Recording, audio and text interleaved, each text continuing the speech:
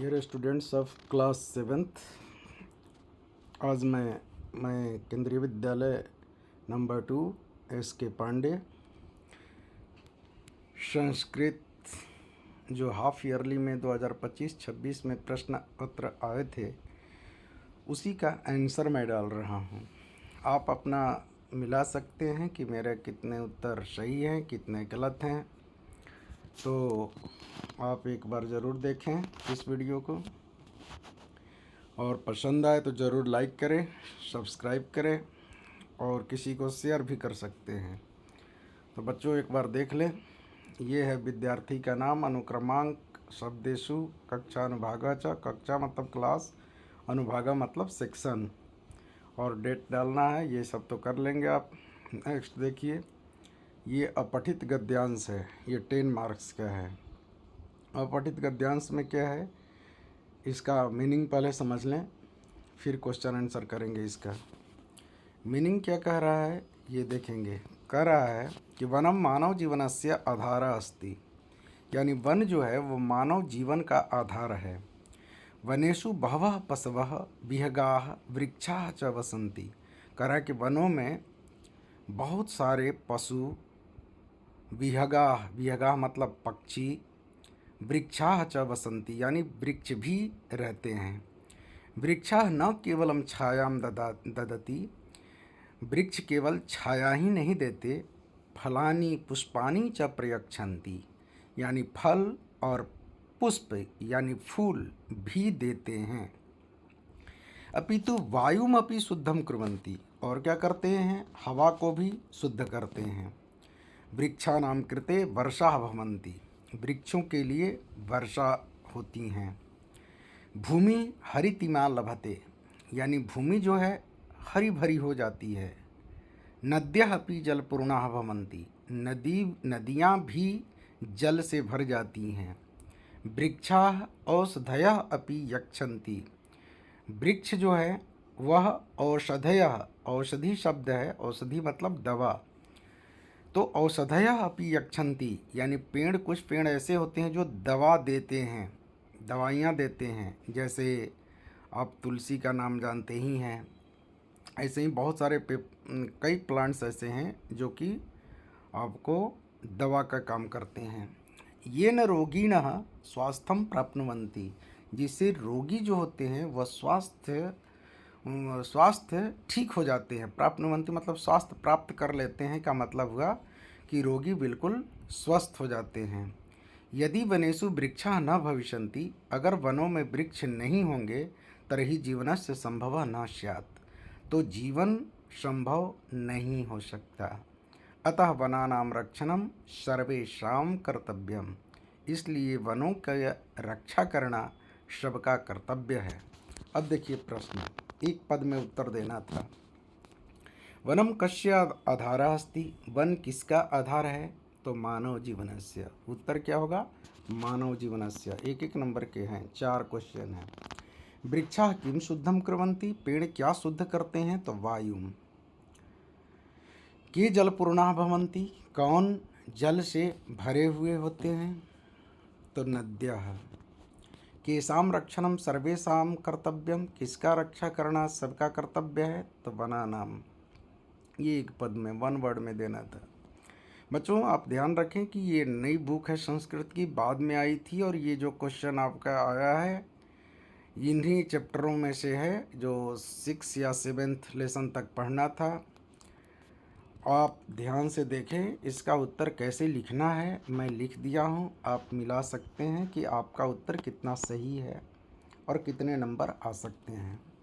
अब देखिए, क में है वृक्षाः किम किम प्रयच्छन्ति, पेड़ हमें क्या क्या देते हैं, तो वृक्षाः छायां फलानि पुष्पानि शुद्ध वायु औषधया च प्रयच्छन्ति, ये उत्तर हुआ। ख में देखिए, वनेषु के निवसन्ति, वनों में कौन रहते हैं, तो वनेषु बहवः पशवः विहगाः वृक्षाः च निवसन्ति।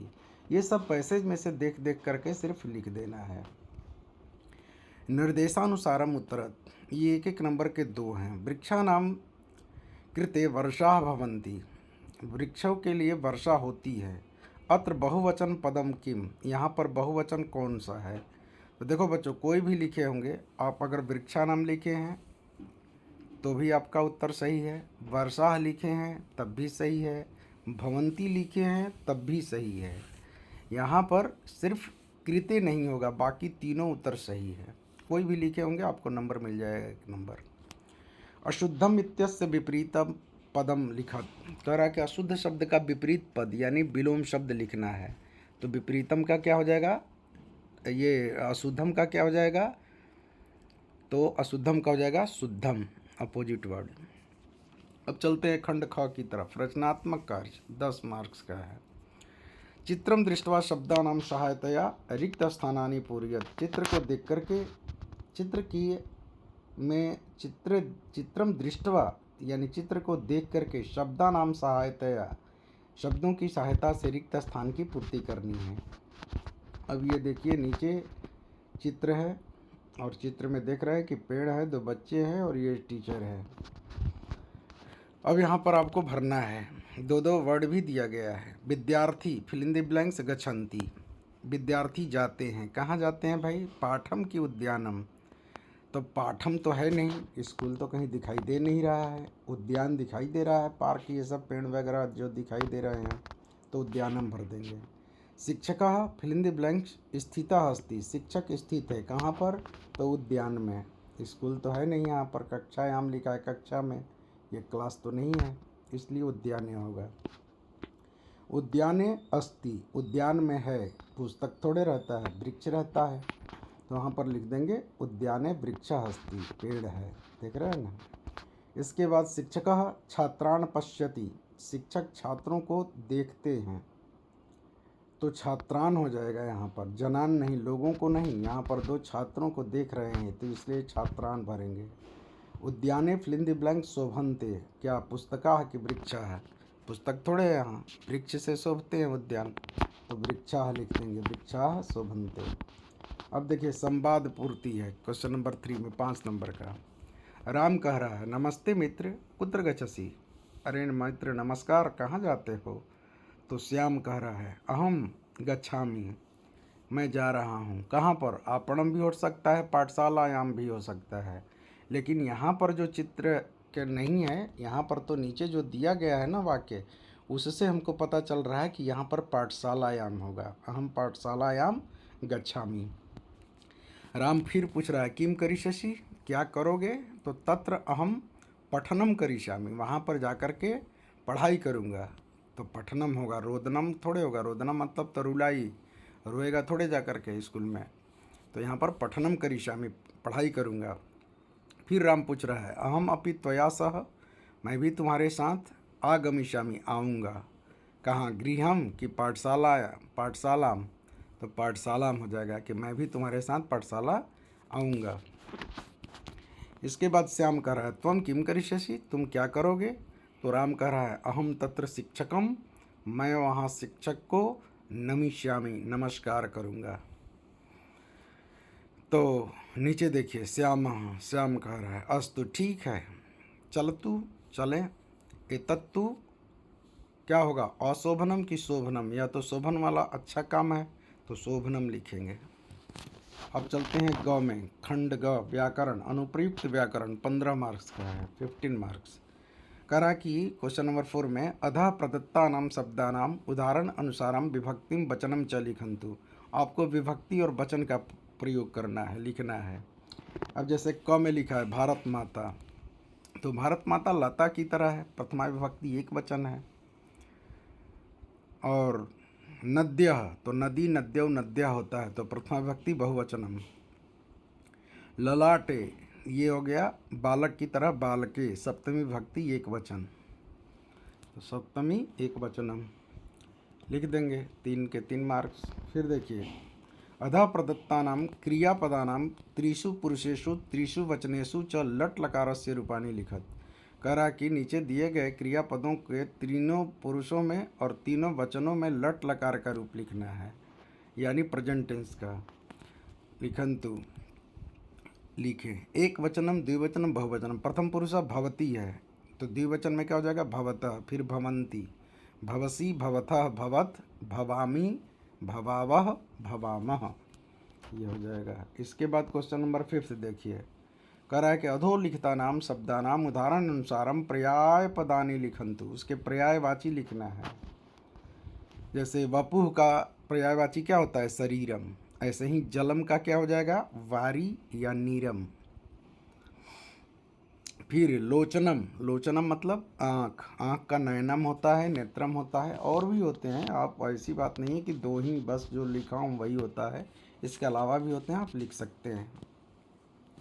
धनम को वित्तम भी बोलते हैं, द्रविड़म भी बोलते हैं, और भी कितने होते हैं तो आप लिख सकते हैं। क्वेश्चन नंबर 6, मंजुषाता समुचित पदानि स्वीकृत्य रिक्त स्थानानि पूरयन्तु। कह रहा है कि मंजुषा से समुचित पदों को स्वीकार करते हुए रिक्त स्थान की पूर्ति करना है। जैसे अब ये दिया है, रक्षणाय, मदाय, विवादाय, परिपीड़नाय, ज्ञानाय और दानाय। यहाँ पर ये दिया हुआ है। तो यहाँ पर दो तरह के दिए गए हैं, एक तरफ सज्जनस्य, दूसरे तरफ दुर्जनस्य। सज्जन में कौन कौन से गुण हैं इस श्लोक के अनुसार, और दुर्जन में कौन कौन से गुण होते हैं।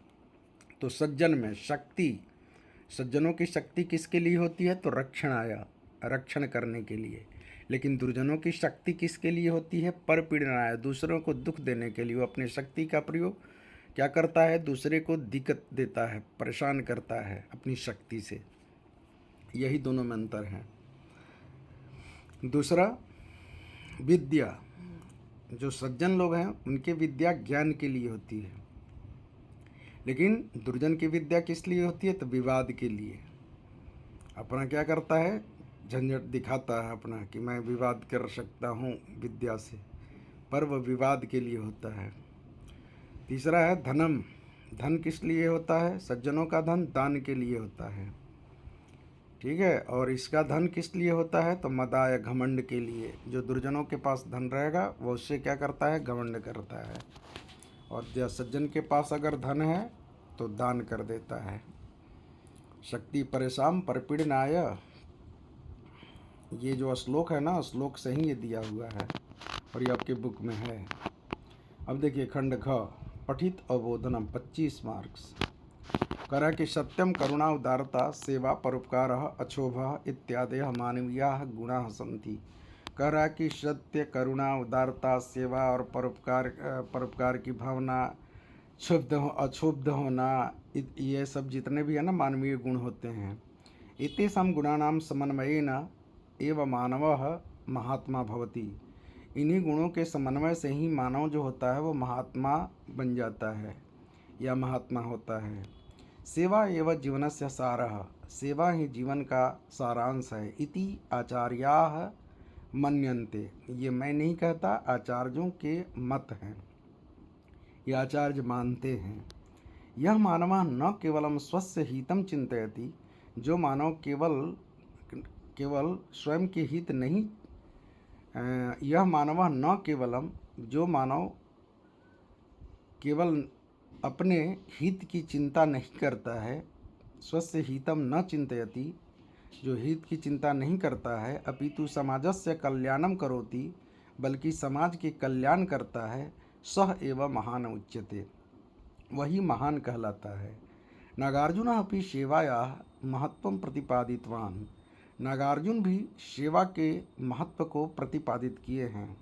तेन मुक्तम, उनके द्वारा कहा गया है, यत् सेवा भावनाम बिना जीवनम अपूर्णम एव भवति, क्योंकि सेवा की भावना के बिना जीवन जो है वह अपूर्ण की तरह लगता है या होता है। अतः इसलिए अस्माभिः सेवा भावः धृतव्य, इसलिए हमें सेवा भाव को धारण करना चाहिए। यतो ही, क्योंकि सेवा परम धर्म रूपम पुण्यम जनयति, सेवा जो है वह श्रेष्ठ धर्म रूप का पुण्य को जन्म देता है। अब देखेंगे नीचे क्या प्रश्न उत्तर है। सेवा एवं कस्य सारा उच्यते, सेवा किसके सार कहे गए हैं? तो जीवनस्य सारा, जीवन का सारांश सेवा है। कह सेवायाः महत्वं प्रदितवान, कह रहा कि कौन सेवा के महत्व का प्रतिपादित किए थे?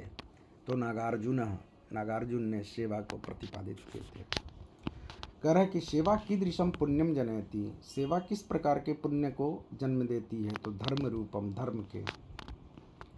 कः समाजस्य कल्याणम करोति, कौन समाज का कल्याण करता है, तो मानवः।